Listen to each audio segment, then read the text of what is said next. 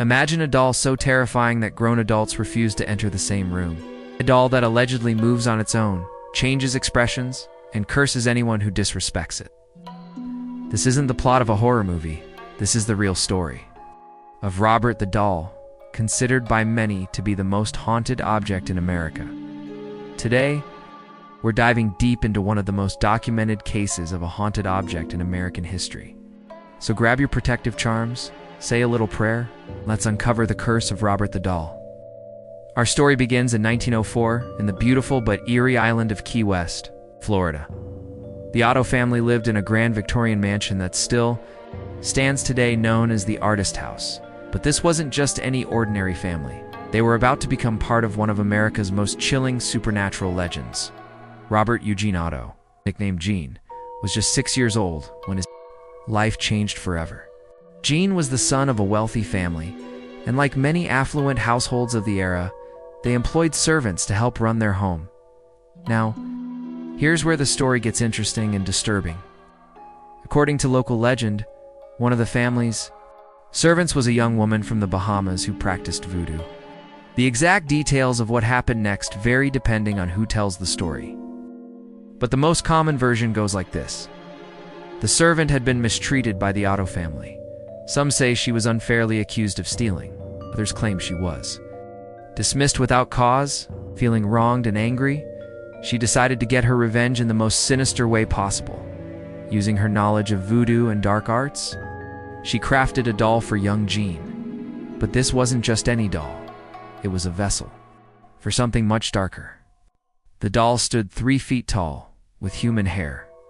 Some say it was Gene's own hair, button eyes, and was dressed in a white sailor suit similar to the ones Gene often wore. The servant presented this doll to Gene as a gift, telling him it was special and that he should take very good care of it. She named the doll Robert, and from that moment on, Gene became obsessed with his new companion. But the servant's revenge had only just begun, almost immediately after Robert entered the Otto household. Strange things began to happen. Had always been a well-behaved child, started exhibiting bizarre behavior. He would have long conversations with the doll, speaking in his normal voice, but then responding in a completely different, deeper voice that supposedly came from Robert. The Otto family initially dismissed this as typical childhood imagination. Children often create imaginary friends and talk to their toys. What could be so unusual about that? But as days turned into weeks, the situation became increasingly disturbing. Neighbors began reporting that they could see Robert moving from window to window in the Otto house when the family wasn't home. They claimed the doll would peer out at them with what seemed like intelligent, malevolent eyes. Some neighbors were so unsettled that they crossed to the other side of the street when walking past the Otto residence, but the real terror was happening inside the house. Gene's parents would often hear him talking to Robert late at night, carrying on full conversations. When they listened closely, they could hear Gene's voice, but also another voice, a voice that was distinctly different, older and somehow sinister. The family would discover Gene's room in complete disarray in the mornings. Furniture would be overturned, toys would be scattered everywhere, and Gene would be found cowering in his bed, pointing at Robert and saying, "Robert did it. Robert did it." At first, his parents assumed Gene was just being mischievous and blaming the doll to avoid punishment, but then they started experiencing the unexplainable themselves. Mrs. Otto reported hearing footsteps in the attic late at night, slow, deliberate footsteps that seemed too heavy to be made by a child. When they investigated, they would find Robert sitting in the attic, apparently moved from Gene's room. With that same unsettling expression on his face, servants refused to clean Gene's room. They claimed the doll's eyes followed them around the room, and several reported feeling an overwhelming sense of dread whenever they were near Robert. One servant quit immediately after claiming she saw Robert blink. The situation escalated when Gene started having terrible nightmares. He would wake up screaming, claiming that Robert was trying to hurt him. His parents would find scratches on Gene's arms and face, which the boy insisted had been inflicted by the doll. You might think that as Gene grew older, his obsession with Robert would fade away. Unfortunately, the opposite happened. The bond between Gene and Robert seemed to grow stronger and more disturbing with each passing year. Gene took Robert with him everywhere, to family gatherings, on trips, even to school occasionally. Other children were terrified of the doll and refused to play with Jean when Robert was present. Teachers and parents complained, but Jean seemed unable to part with his supernatural companion. As a teenager, Jean would still have full conversations with Robert, often asking the doll's opinion on important decisions. His parents grew increasingly concerned about their son's mental health, but every attempt to remove Robert from Jean's life resulted in violent tantrums and what can only be described as supernatural retaliation. Objects would fly across rooms. When Robert was threatened with removal, lights would flicker, doors would slam shut, and an oppressive atmosphere would descend upon the house. It became clear to the Otto family that Robert had some kind of supernatural hold over their son, or perhaps over their entire home. When Jean left for college, his parents thought they finally had a chance to get rid of Robert. They moved the doll to the attic, hoping that distance would break whatever spell the doll had cast over their son. But Robert didn't appreciate being banished. The disturbances in the house intensified. Neighbors reported seeing Robert in the attic window, moving from side to side, as if pacing. The Otto family experienced unexplained sounds, moving objects, and in general feeling of malevolence that seemed to emanate from the attic. Jean, meanwhile, was struggling at college. He would call home frequently, asking about Robert and demanding that his parents bring the doll back to his room. His grades suffered, he had difficulty making friends, and he seemed to be in a constant state of anxiety about his separated companion. Eventually, Jean returned home and was reunited with Robert. Almost immediately, the supernatural activity in the house calmed down, but Jean's dependency on the doll became even more pronounced as an adult. Jean Otto became an artist, and many locals believed that his talent came from an unnatural source. Some whispered that Robert was somehow channeling artistic ability into Jean, but at a terrible cost. In 1930, Jean Otto married a woman named Anne. Like most people meeting Jean for the first time, Anne was immediately disturbed by his relationship. With Robert, she couldn't understand why a grown man would insist on keeping a doll in their bedroom, talking to it regularly, and consulting it on important decisions. Anne tried to be understanding at first, thinking this was just an eccentricity she could gradually help Jean overcome. She was wrong. Robert seemed to view Anne as a threat to his relationship with Jean. Shortly after Anne moved into the Otto house, she began experiencing the full force of Robert's supernatural malevolence. Anne would wake up in the middle of the night to find Robert in different positions than where she had last seen him. Sometimes the doll would be sitting on a chair facing their bed. Other times it would be standing in the corner of the room. Always with those unsettling button eyes fixed on her, she reported that Robert's facial expression would change when Jean wasn't looking. The doll would go from its usual neutral expression to what Anne ascribed as a malevolent grin whenever Jean's attention was elsewhere. Anne began insisting that Robert be moved to the attic, leading to terrible arguments between her and Jean. Jean would become almost violently protective of the doll, refusing to hear any criticism of his friend. During these arguments, Anne claimed that Robert's expression would become even more sinister.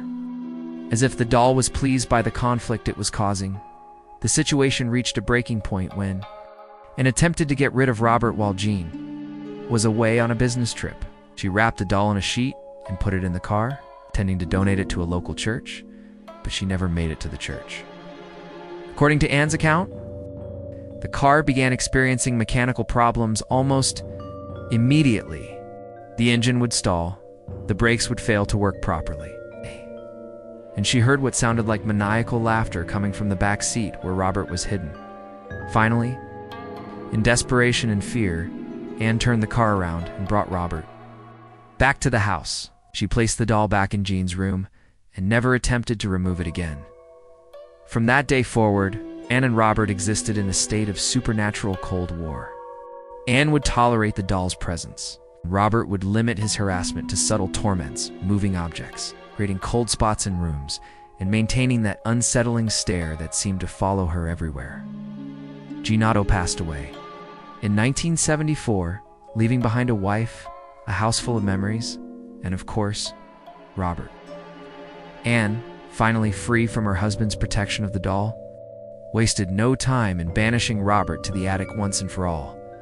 But Robert's story was far from over. In 1994, the Otto house was purchased by a new family.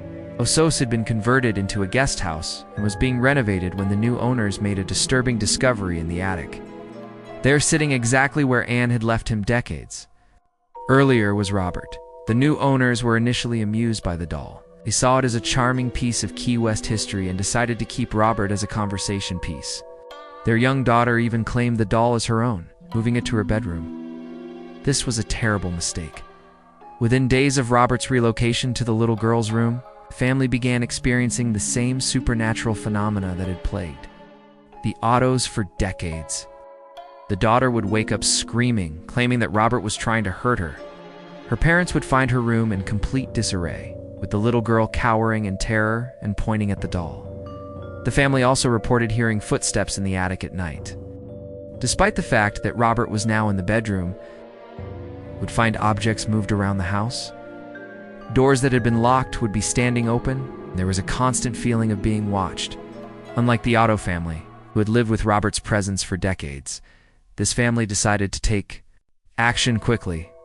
They contacted local paranormal investigators and ultimately decided to donate Robert to the East Martello Museum in Key West. The museum was initially skeptical about the doll's alleged supernatural properties, but they were about to learn that Robert's reputation was well-deserved. Museum staff immediately began experiencing strange phenomena. Robert would be found in different positions than where he had been placed. Visitors would report that the doll's expression changed when they weren't looking directly at it. Security cameras would malfunction specifically in the area where Robert was displayed, but the most disturbing aspect of Robert's museum residency was the letters. This is where Robert's story takes a truly chilling turn into the modern era. The East Martello Museum began receiving letters, hundreds of them, from visitors who had encountered Robert and lived to regret it. These weren't just casual fan letters or tourist feedback. These were desperate pleas for forgiveness, written by people who believed they had been cursed by Robert the doll. The letters follow a disturbing pattern. Visitors would come to the museum, see Robert in his display case, and despite clear warnings from museum staff, would disrespect the doll in some way.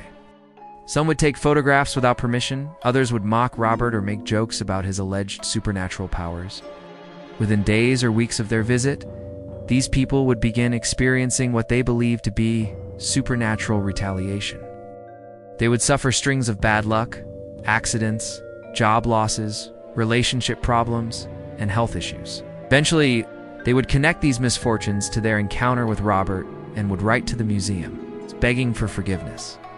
The museum has thousands of these letters, and they continue to arrive regularly.